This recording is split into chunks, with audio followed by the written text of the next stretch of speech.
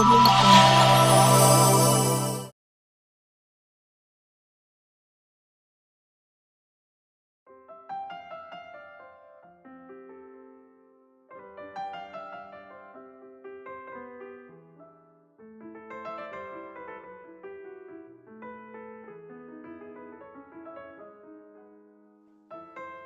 தமிழ் பத்திரிகையாளர் சங்கத்தின் சார்பில் கடந்த 12 ஆண்டுகளாக தமிழ் வளர்ச்சிக்காகவும் தமிழர் நலனுக்காகவும் பல்வேறு நிகழ்ச்சிகளை நடத்தி வருகின்றோம்.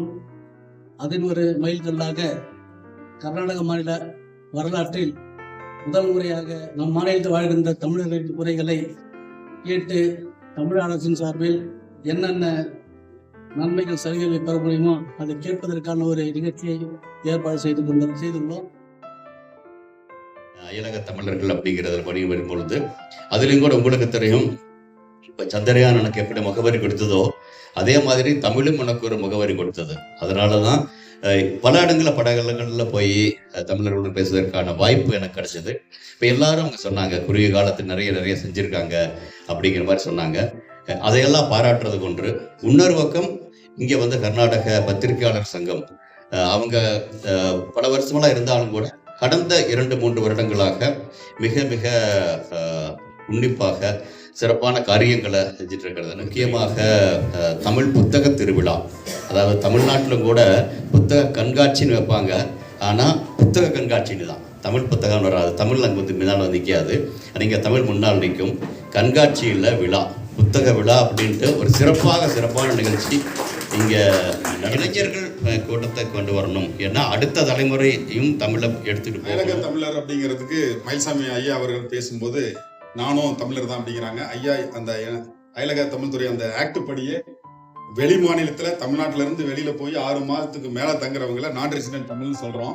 அங்கே இருக்கிற கலாச்சாரத்தோட அப்படியே இணையறவங்கள டயஸ்போரான்னு சொல்கிறோம். ரெண்டுமே வந்து அயலக தமிழ் துறையினுடைய ஆம்பிட்டில் வந்து தமிழ்நாடு முதல்வர் திரு ஸ்டாலின் அவர்கள் அந்த கொடுத்த அறிவிப்புல ஒரு பேரா மட்டும் நான் படிக்கிறேன்.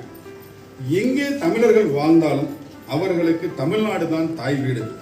அவர்கள் மீது அன்பு செலுத்துவது மட்டுமல்ல, அரவணைப்பதும் பாதுகாப்பதும் தாய் தமிழ்நாட்டின் கடமையாகும்.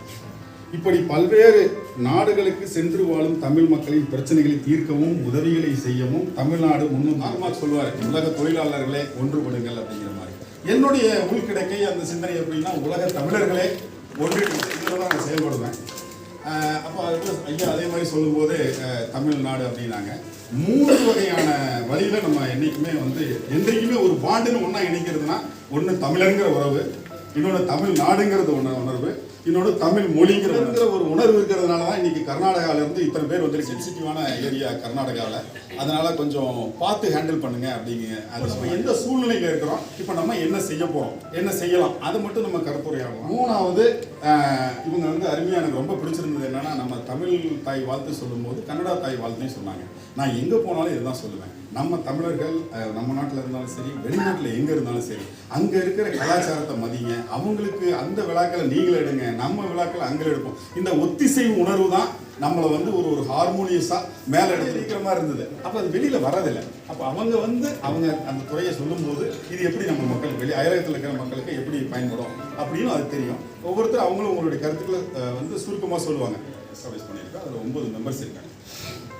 இந்த வாரியத்தில் ஒரு மாதத்துக்கு முன்னாடி அயலக தமிழர்கள் வந்து அதில் பதிவு பண்ணுறதுக்காக என்ஆர்டி கார்டு அப்படின்னு ஒன்று வந்து வெளியிட்டிருக்கிறோம்.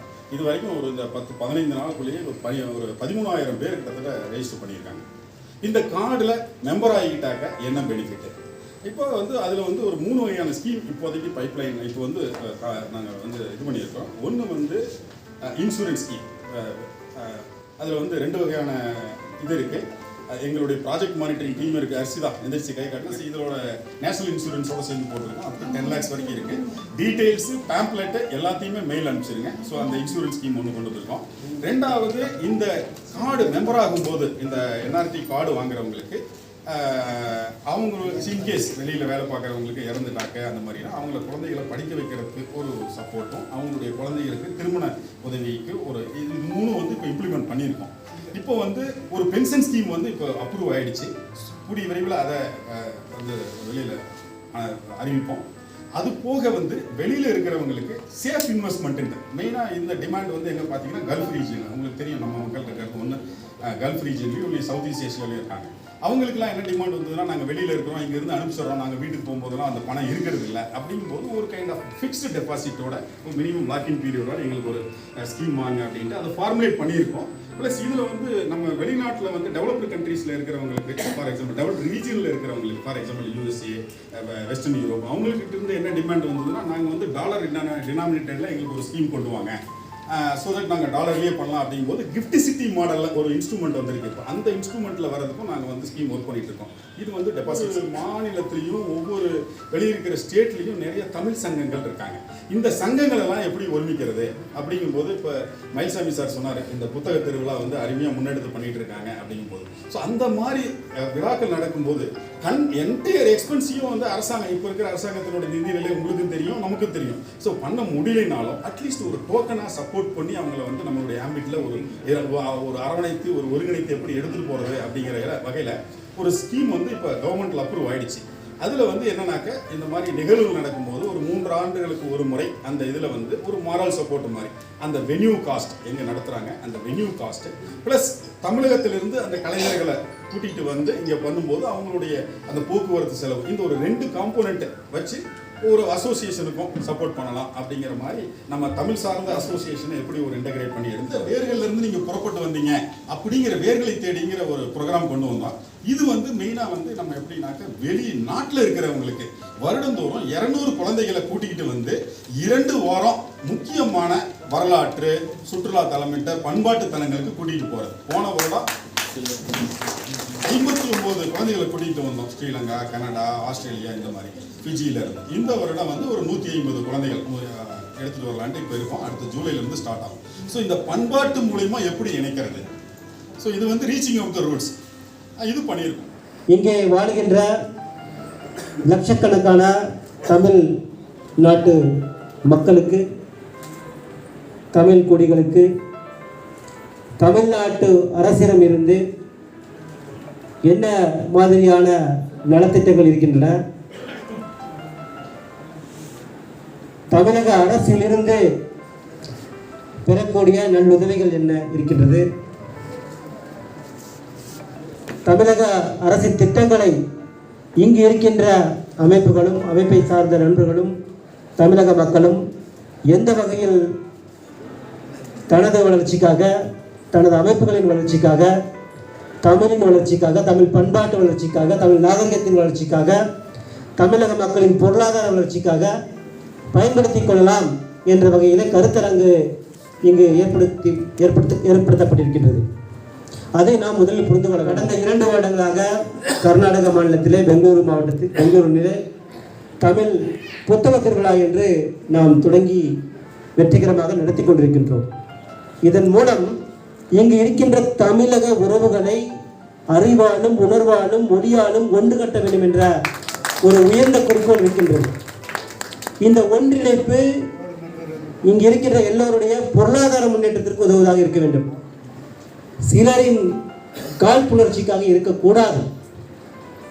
இது பொருளாதார முன்னேற்றத்திற்காக, வாழ்வியல் முன்னேற்றத்திற்காக, சமூக முன்னேற்றத்திற்காக, தமிழ் மொழி வளர்ச்சி முன்னேற்றத்திற்காக பயன்பட வேண்டும் என்பதை மிக மிக திட்டவட்டமாக இங்கு தெரிவித்துக் கொள்ள கடமைப்பட்டுள்ளேன். மேலும் சமீப காலங்களிலே இங்கு படித்திருக்கின்ற இளைஞர்களுக்கு வேலைவாய்ப்பின்மை எல்லா நாடுகளிலும் எல்லா மாநிலங்களிலும் இருக்கின்றது. வேலைவாய்ப்பின்மைக்கு அடிப்படை காரணம் நமது தகுதிகளை நாம் மேம்படுத்திக் கொள்ள வேண்டும். அந்த வகையிலே தமிழக அரசு கொடுக்கின்ற தகுதி மேம்பாட்டு பயிற்சிகளை எந்த வகையிலே இங்கே இருக்கின்ற இளைஞர்களுக்கு எடுத்துச் செல்ல வேண்டும் என்ற வகையிலே நாம் யோசிக்க வேண்டும்.